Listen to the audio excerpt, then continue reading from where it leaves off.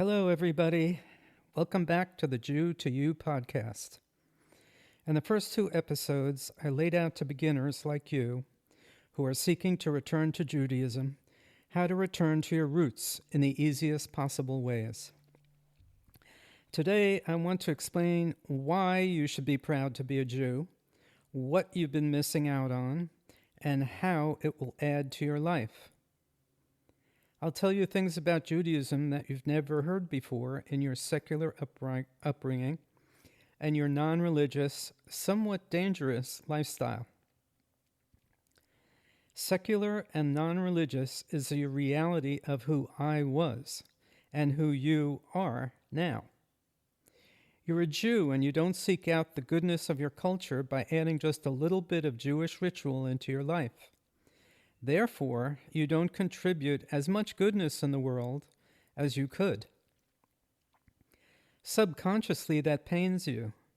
That's why you're here. In addition, you know intuitively that exploring and studying Judaism will enhance your life.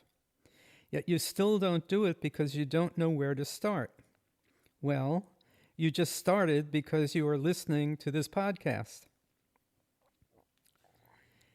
Living in the world without a religious anchor means you exist in what many rabbis call the pit, where everything from normal people to deviant people are in your orbit everywhere. Moving forward in Judaism takes you out of the pit and into a place of like-minded people trying to do good. Doing good is the essence of Judaism. In this orbit, it's not perfect, but it's safer, calmer, and really where you belong. Is your family life a bit dysfunctional? Are you socially drinking too much or taking too many recreational or prescribed drugs? Are you not succeeding where you know you should be? You know something is off inside and that things should and could be better. Keep listening and you will see new perspectives to all those situations. Becoming more religiously, ritually Jewish will help a lot. It doesn't mean becoming obviously devout or praying 3 times a day. If you do, more power to you. Piety is not the goal here. Moving on the Jewish spectrum from nothing to something is the goal. Adding good things to your life is the aim, and you don't have to give anything up. By adding good things to your life, negative things and negative people will simply molt away. Just by doing a few Jewish things will cause a change that will roll over your entire being. You'll see things differently. You'll dream differently. No one even has to know the changes you've made to your lifestyle because the changes will be in your head. My first 2 podcasts suggested easy ways to return to your roots, home, the place you feel happy and secure. Why would you want to block a return to your roots? Instead, you should be embracing it. Just maybe it'll change your life for the better. The problem for the non-religious Jew today is they exist within a powerful secular environment. This environment, what many rabbis call the pit, contains the whole of the world's culture, minus Torah-believing Jews. Everything from the pious of every religion to the most deviant perverts. So if you meet a charming person in a restaurant, they could be a charming person or a serial rapist. You live in the pit, so it could easily be either one. I guess maybe that's the thrill of the pit, if you want to call that thrilling. The reality is that most of the time, living in the pit, you are defending yourself against bad people. It makes you suspicious of everyone and everything most of the time. It colors you, and not in a good way. The secular and non-religious like you would never think of trying to meet someone in a synagogue because those people aren't cool or trendy enough. The uncool and the untrendy are only good, reliable, trustworthy, devoted, and try hard at everything they do. What terrible qualities. When you hang out with religious people, you take yourself somewhat out of the pit. You may still have one foot in the pit and one foot out, but at least doing some activities with others within a spiritual setting, you are not completely in the pit. And here's a disclaimer. I'm not saying that there aren't any religious charlatans out there. There are.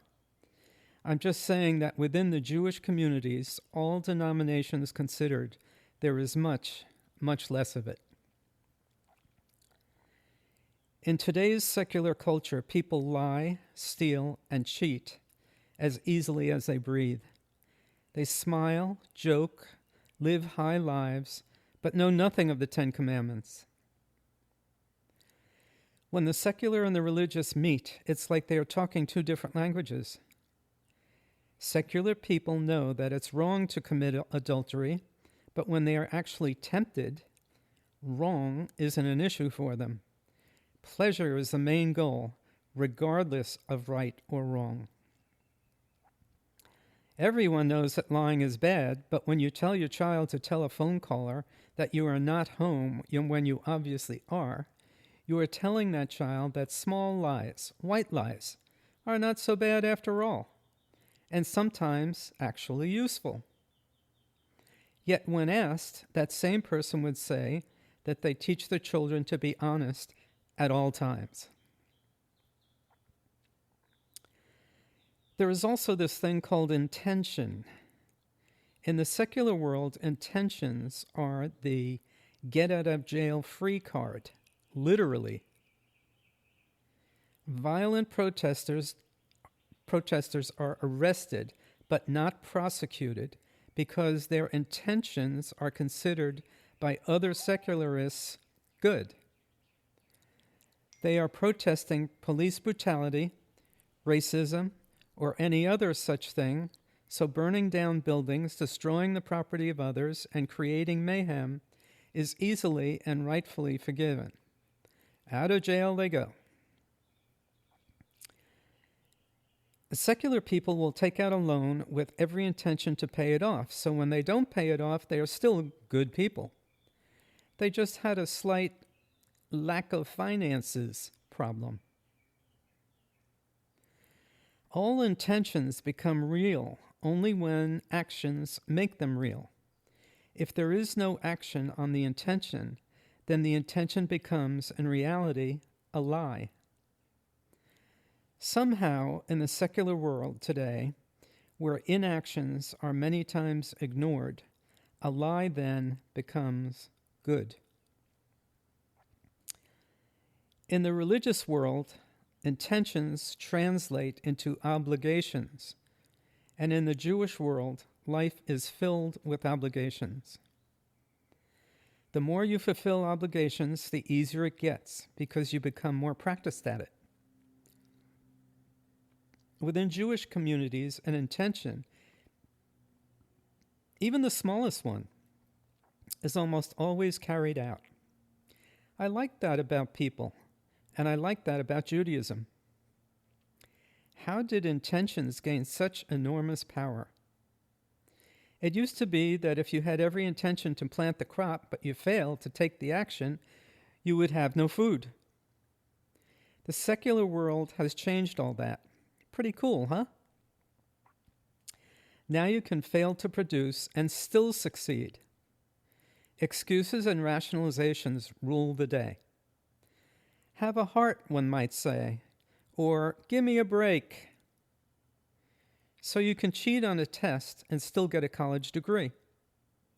You never had any intention to cheat when you entered college, but in order to get the degree, you had to cheat on the test because instead of studying properly, you had other things to do. Today, excuses and rationalizations defeat intentions every time. Now, let me tell you a little story I had as a young man in my 20s that was so simple yet profound. It's still so vivid in my mind. I was eating breakfast in a small coffee shop, and when I finished, the waitress gave me a check. On the back of the check, she had written, "If everyone had a joyous attitude, oh, what a wonderful world this would be." I understand that simple statement even better every year. Hashem keeps me alive. The secular world has brought us to the point where you don't have to do anything and you are still prized as a human being. Think Kim Kardashian. Think no-scoring sports contests and participation trophies. The religious world doesn't work that way. If you have an intention, then you perform the appropriate action to fulfill the intention. Fulfilling those intentions is what makes you a good person, according to the religious perspective. If everyone fulfilled intentions, oh, what a wonderful world this would be. And what's even worse, the opposite is true. Secular people believe that if you had no intention of having a baby, then removing the fetus after conceiving it by accident, is perfectly okay. It seems obvious in the religious perspective that if you had no intention of having a baby, then perhaps you shouldn't be engaging in sexual activity that creates one. That's the same intention with two different outcomes from two different perspectives. The former, secular perspective permanently denies life to another human being for convenience's sake, the get-out-of-jail-free card, while the latter perspective never even faces the nasty emotional situation. And if you do engage in sexual activity with no intention of conceiving a baby and you are blessed with this accident, a new life, from the religious perspective, you are then obligated to do the right thing and raise that child in a loving two-parent household.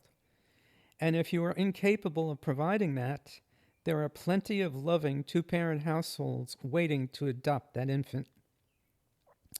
That's the right, morally superior thing to do because it's the best thing for the baby. If everyone did the right thing, oh, what a wonderful world this would be. The secular non-religious rarely think in terms of morality, ethics, and values. But you can begin thinking in these terms right now, right away. Now, honestly, which culture would you rather hang out in?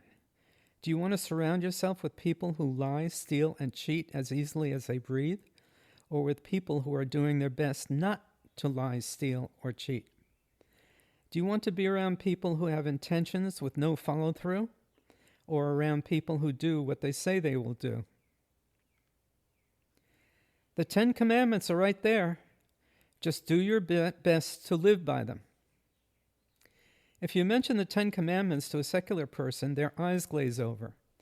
They know of them, can name a few, but they have no connection to them whatsoever. And they believe that just because you live by the 10 Commandments doesn't mean that they have to. And that's true. But that also means that you have the free choice to remove yourself from their world or deal with their world as little as possible. And that's what happens when you take little steps to become more religious, adding just a few Jewish rituals into your lifestyle. The bad fade away and the good become more available to you. Your defense shield needn't be so rigid. If everyone lived by the 10 Commandments, oh, what a wonderful world this would be. Did it ever occur to you that for 2,500 years, the smartest people of your Jewish heritage, indeed the smartest people in the world, have read many times over the Torah that contains the 10 Commandments, and yet you haven't read it even once. You surround yourself with people who haven't read it either. Is that wise?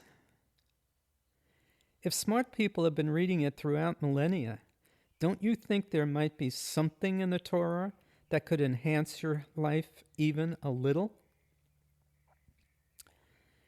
Secular culture today is in a downward spiral, and you are in the middle of it.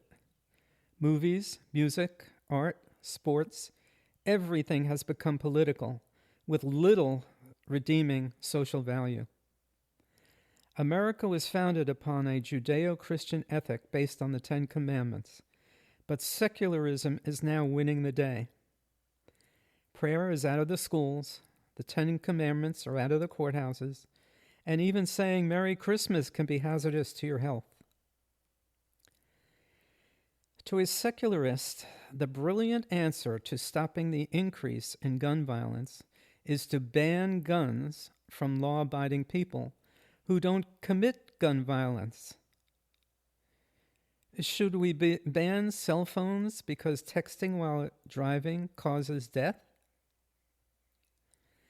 Yet movies and musical artists romanticize guns and all manner of violent behavior. Hollywood stars tote and shoot guns on the movie set one day and then call for gun control the next day. They have no consciousness that their art is a major contributor to the chaos. Being ubiquitous, this constant show of violence normalizes aggressive, arrogant activity. The numbers of weekly deaths in our big cities from illegal gun possession is more than alarming. Perhaps we should not ban guns from law-abiding citizens, but rather ban the sight and use of guns in movies, music, and art in order to stop normalizing and romanticizing this negative behavior. When someone recommends a movie to me, the first question I ask is, are there any guns in it? Of course, I already know the answer is yes. It seems Hollywood can't possibly make a movie today without guns, car chases, explosions, gratuitous sex, lots of cursing, and subtle acceptance of deviant behavior. This is the animal side of human behavior oozing its way out into the culture. Since I already know what's in the movie, why should I go see it? I don't need to see deviant behavior because it disgusts me, and it should disgust you. And it does not make the world a better place.